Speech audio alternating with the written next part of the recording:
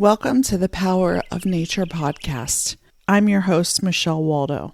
In this show, I talk about how nature and the natural world can communicate with us, how it can communicate directly and individually with each of us, and how this can create immeasurable benefits for us in our lives. I share stories of my experiences doing this as part of a regular and ongoing practice, and I talk to others about their experiences with the power of nature as well.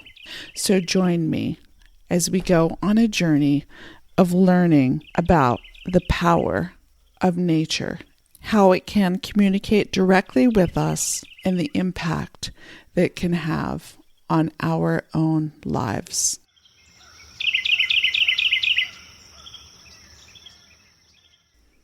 Welcome back to the Power of Nature podcast. In today's episode, I'm talking about nature. Just get out into it and don't worry about needing it to be perfect or do it in some particular way or some special place or any of it. Just get out into it or near it. So, this topic is one that I've really kind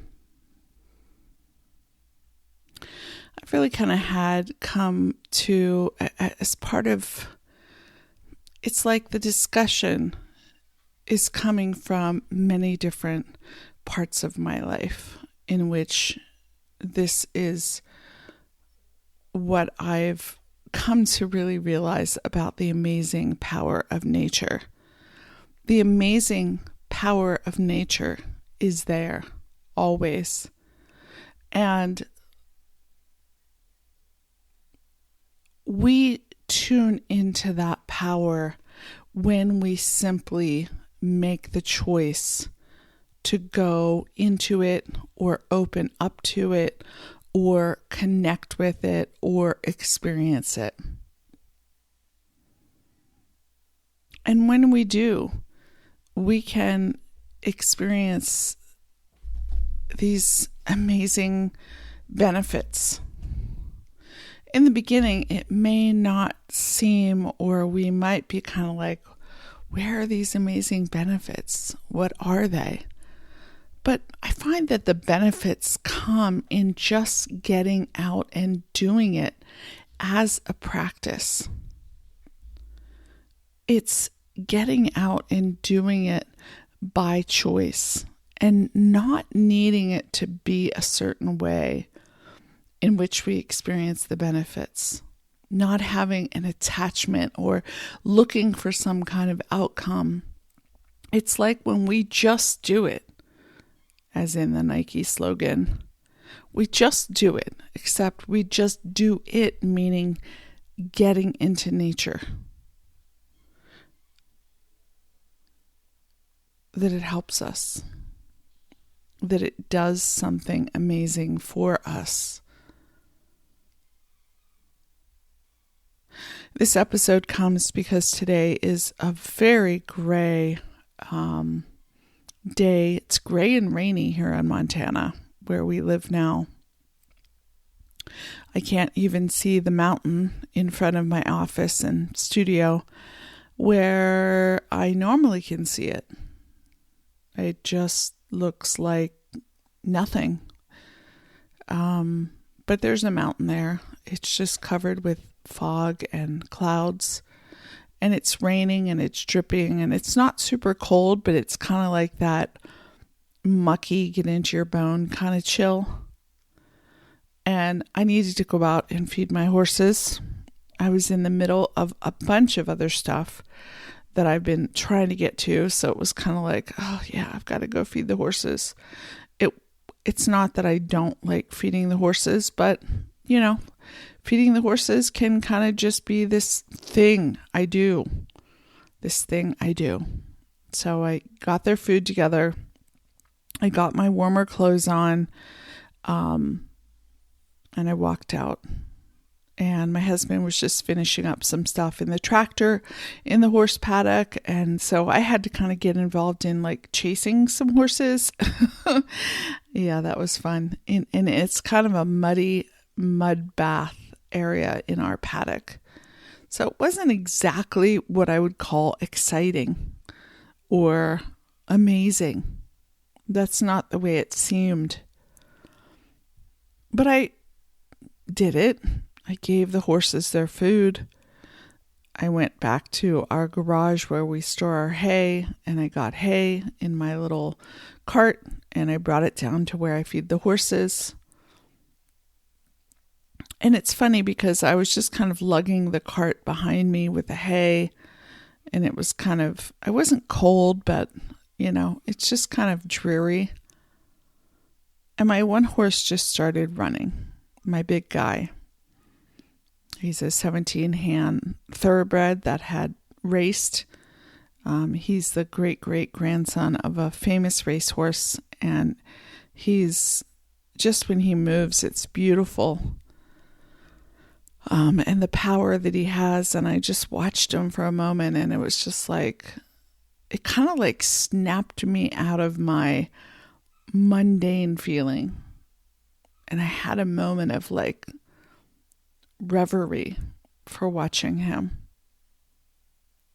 And then I continued with the cart down to where I put the hay, and I put the hay down for each of them in 3 different spots, as I do. And there's this thing that horses do, my horses do at least, after, when I've fed them, and they just do this sigh. It's like, it's like a sigh of contentment. They have this nice, tasty hay. They have a little bit of other kinds of feed in their belly, mostly supplements and other kinds of forage, but it's more pelleted, so I give it to them in a bucket versus via hay. And they were just happy. And as I was just noticing that and turning around with the cart after giving them their hay and walking back, I realized that here was this mundane thing, feeding my horses on a very gray, rainy, cold, kind of bone-chilling day. But I realized, as is often the case, that just in doing this, just in being out, just in being in nature here, it changed me. It changed my energy. It changed how I was feeling. I often find that when I go out, things that I had been stuck on in something related to like work or something like that, it's like just taking a break and going out into nature with no intention to fix anything, but just being out does something. And the thing is that going into nature in any way, I find, does something. And that's why I'm saying in this episode, just get out into it. So there are a couple of things I want to talk about related to this, though, because, I'm in a place now where I live, and I've followed, kind of like a scary journey to move to where I really love the nature around us, but it was a scary journey to get here. I don't want to get too much into this story right now, but I now live in a place where, there is just nature at our home, but it hasn't always been like this. I mean, I grew up in a town, it was in a rural area in Pennsylvania, but it was a small town, and we lived in the town. But I always found that somehow even the smallest of amounts of nature around me in even the town, I felt. I remember as a little girl, a house that we lived in, had an amazing pussy willow bush that was really cool. There was a cherry tree that I climbed up on and that also gave off cherries. There were these bushes that were really fun to kind of hide in, almost like a little secret cavern. There was a series of kind of bushes on the other side of our driveway that kind of felt a little bit like a secret little spot. And that's where a blue jay and a cardinal each had a nest. And we would watch them. On the front porch of our house, we had kind of like a swing, and it was a covered front porch. And there was this tree, I forget the kind of tree it was, but it would have these like really huge leaves. And I would pick up those leaves and crumble them. I would sit on the porch swing and look at the tree and look down at the very busy street. We lived on a very, very busy street. It was kind of like one of the main kind of rural roads leading out of town. And this was the part where we lived not far from a red light. So, traffic was going slower, but it was busy. Trucks came through, all kinds of things. My point with all of this is that even in that kind of environment, there was nature, always. When I went to college, I found myself being drawn to,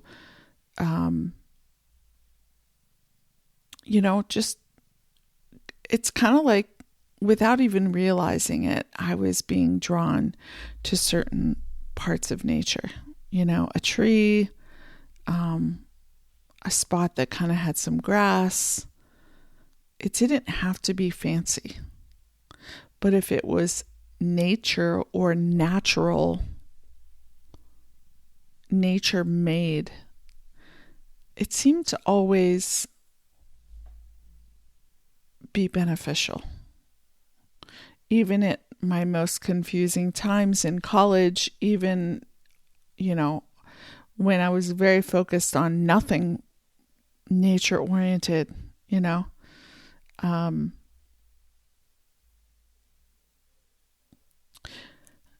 my journey with nature kind of has evolved where these days I've learned how to really engage it as an ongoing practice because of the amazing effect it has on my well-being just by its very nature, by nature's very nature. And I've learned how to kind of harness that as a practice. I talk all about that in this show and in all of my shows, really. But there were certainly times too where I was engaged in like sports activities that were outdoors-ish. And it seemed like, to do those, you needed certain things. Like, you needed the right equipment to go skiing, to go out in nature. And you needed, a new pair of skis, or you needed skis or a coat, or for snowboarding, or, gear for horses or whatever. But I've had a lot of fancy gear over the years. And I've had a lot of not fancy stuff and almost no gear as well. And what I've found is that really the benefits of nature have nothing to do with the gear that we have. As a matter of fact, what I find And I experienced this many times when we kind of get so caught up in like the gear, oh, we're going to go camping. Do we have the right backpack? Do we have the right this? Do we have the right that? It's like we're losing the perspective of what we're really doing, going into nature with that kind of focus. It's almost like it takes us from the root of what it is that nature even really does. It distracts us because then we're focused on the gear and the thing and the this and this amenity and that amenity. I've found over and over again that it is when I have almost nothing in terms of gear, but really nothing in terms of expectations, nothing in terms of requirements and needs for what I think my nature experience needs to give me, that I have the biggest blessings from nature. I experience the biggest blessings. It's like they come out of left field when I'm not looking. Just like this morning, just like today with my horses, going out on a gray day, having to go in and chase a horse to get him to go into his paddock, the one he knows to go into all the time. Do you hear a little annoyance in my voice? Yeah, I was a little annoyed with my one horse because he was like, yeah, I'm going to go eat the other horse's food. And I had to go out into the slop and into the mud and be like, no, you're going to go into your little own area, because if you don't, the other big horse is going to come and take your food. So I had to kind of do like a bit of a horse chase in the mud. I almost fell a couple times. And then I had to take their hay down. It wasn't some glamorous thing. I didn't look like an Instagram photo. There was no Instagram reel. I had an old barn coat on, covered with hay. Old boots, covered with muck. My hair has not been brushed. I have not a lick of makeup on my face. I had a hat on, gloves, old gloves, and I'm walking. I'm walking down a kind of muddy, slippery driveway, pulling hay, not feeling the most. It's not like I was excited about any of this. It's not like I was like, yay, I'm doing this glamorous thing, or yay, I'm going to have this amazing thing with nature. No, I was just doing my thing.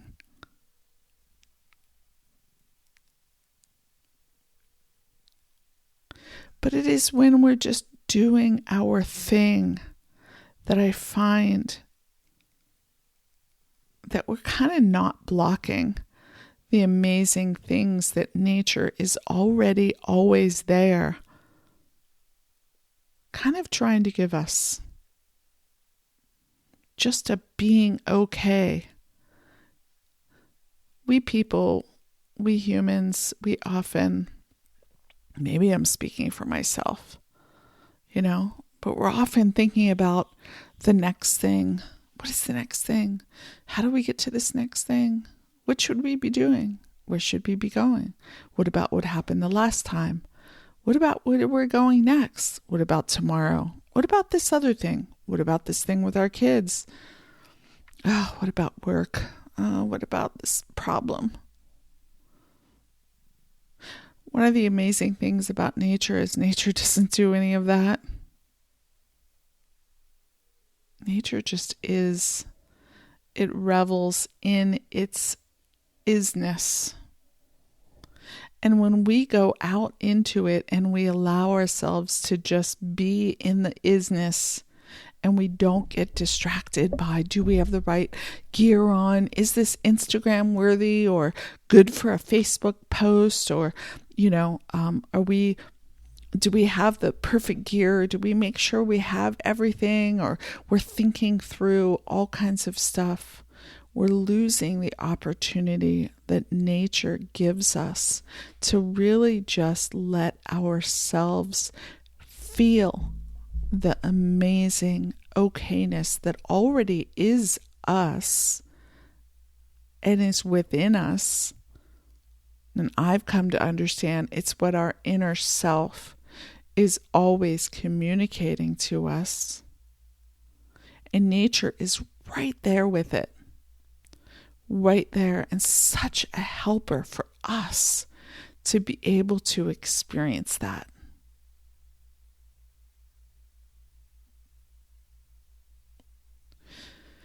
Getting the perfect skis or the perfect gear or the perfect coat or the perfect water bottle or the perfect this or the perfect picture or whatever I've found over and over and over again takes me right out of the amazing benefits that nature is trying to give me.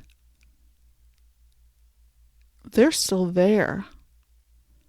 Those benefits are there, but now I'm kind of blocking them with all of my regulations and my restrictions and my, I need it to be this way. It's like I'm losing the point of why I'm there.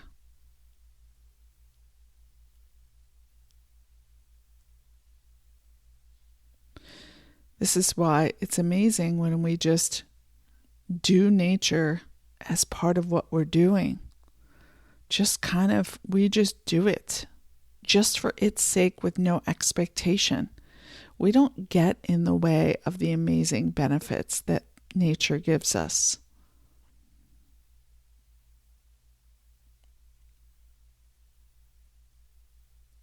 Yesterday, I was getting ready to go out to feed my horses, and my husband saw somebody kind of looking in our pasture and thought maybe an animal had gotten loose or something, wasn't sure. He ran out the door, and I could tell something was going on because he didn't come back. He kind of went into our pasture, and I was like, okay, I don't know what's going on. So I was going to feed the horses. So I got their stuff together, and then I discovered my husband and some other people had moved to the corner of our property. And what was it? Well, what it was is a bald eagle was on our property.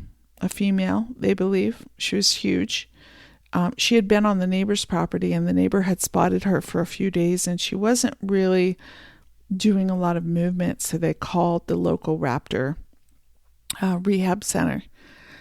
We have one, fortunately, in where we live, which is amazing. And they had come. These were the people that were kind of coming onto our property that we didn't realize. And I went down and met them, and I was able to kind of see this eagle now on our other neighbor's property. And I stopped what I was doing, and I worked with the rehab team to see if we could try to understand what's going on with the eagle and if I could help at all with being able to, maybe capture the eagle if it needed treatment, because usually if they're not moving, there's something kind of going on. But this one was kind of like moving a little bit. It wasn't moving the way a normal eagle should. But yet it also wasn't down enough to be caught, but and to be brought in for assessment and treatment. It was still an amazing experience. What ended up happening is, I got to meet these, raptor rehabbers, people that go out and, bring in injured wildlife. I got to go out and do that, and talk to them and experience this amazing eagle. It didn't lead to any kind of outcome. The eagle ended up flying kind of away from our property towards the road, and we were kind of worried about that. I knew it would be safe on our property because it just would be. We're very friendly to all of nature on our property, all wildlife. So the eagle was kind of made its way back towards our property, And then that's where it kind of was on a tree. And the decision was made to just kind of wait and monitor and see, if it goes down, then we would call them. But otherwise, that's what you would do. There wasn't really an outcome to the experience. It wasn't like, okay, yay, there was this, eagle, and then we had this like Instagram perfect story or whatever, where we went to the rehab center and the eagle was suffering some condition and now it's been saved and yay. It wasn't that. It was just an experience, a pretty amazing experience though, of seeing an eagle, a huge bald eagle, female, they think, because it was so big, not far on the ground. And it had been in the pasture with our horses, actually. My husband had gotten way closer to it. But right there on our property, that was amazing. It didn't come to any conclusion. It didn't have any resolution. The resolution was just waiting, But the experience alone of just being out and talking to these people about animals that they clearly love and that I clearly love. I love eagles. I love all raptors. I love all birds. I love all wildlife. Meeting a game warden, talked a little bit about grizzlies here. There was no outcome. There was no end result. It was just an experience. But it was a beautiful experience. It was a beautiful experience, kind of like this morning with my horses.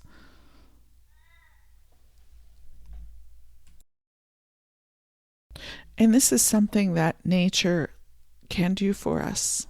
Just being in it, just being around it. And like I said, you don't have to go somewhere fancy. Or maybe I didn't say that, but I've talked about gear, but you also don't have to go somewhere fancy. When I lived in the small town, I experienced nature just around our house. When I lived in California, I would go out into nature a lot. I'd go out hiking, I'd go out biking, I'd go to Tahoe snowboarding, and originally skiing. I'd go hiking there. I'd go out and just sit under a tree and write. I did all kinds of things. When I moved then back to Pennsylvania, and then when I moved back to California, we moved to a different part of the San Francisco Bay Area in California, and it was more urban. We amazingly discovered more nature at our house. That was an amazing blessing. But I would drive around on really busy roads. Highway 80 in California, if you know about it, it's like, 5 lanes, 6 lanes in that part each way. We're talking major highway kind of a deal. I drove that almost every day to take my kids to different activities and classes and stuff like that. And it was a pretty urban environment, but I would find myself kind of like knowing where the different trees were around. And as I was driving, I would just kind of almost like zoom into the tree and just kind of look at it. I was in a very urban environment, but I still was tuning into nature, even if it was the only tree around really in a neighborhood. And some parts of the neighborhoods where I was at had like chain link fences and buildings with graffiti, and a very far cry from what I experience here living in Montana. But nature was there too. I also tuned into nature through looking at photos of nature, using my imagination to tune into nature, connecting with our own animals, our pets, looking at birds, watching the fog, the sky, the moon. Nature is accessible to all of us. And whether it's accessible kind of in a big official way or in a smaller way, it is still there. And we always can tune into the amazing benefits that it gives us. Many times I also would just kind of pick something up from, like maybe I'd be out in the woods and I would see a leaf or I would see a feather, and I would bring that back to, a room that maybe didn't seem like it felt very nature oriented, but there was a piece of nature right on my desk or a bookshelf or whatever, right there. My point with all of this is just get out into nature. And if you can't get out into it, just allow yourself to tune into where it is around you. And the thing is, it doesn't have to be fancy. You don't have to be going to, you don't have to go to like fancy mountains or, big spiritual places. You don't have to go and get fancy gear and fancy stuff. You don't have to have a fancy schedule. I've often found that so many of those things have kind of tripped me up because it's almost like in the fanciness of it or the formality of it, I missed the point. I was more focused on the gear. I was more focused on the location. I was more focused on packing for the thing or having all the stuff for the place that I was going to, the vacation that's supposed to be so good, that I never just received the benefits of nature that are there innately. And they're there for you. They're there for me and you and you and you and you, each of us, always.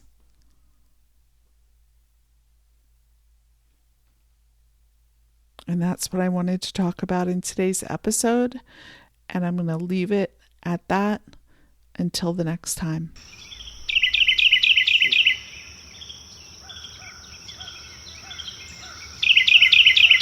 Thanks for tuning in to today's episode of the Power of Nature podcast. To learn more about me and my other offerings, you can visit my website at michellewaldo.com. That's MICHELLEWALDO.com.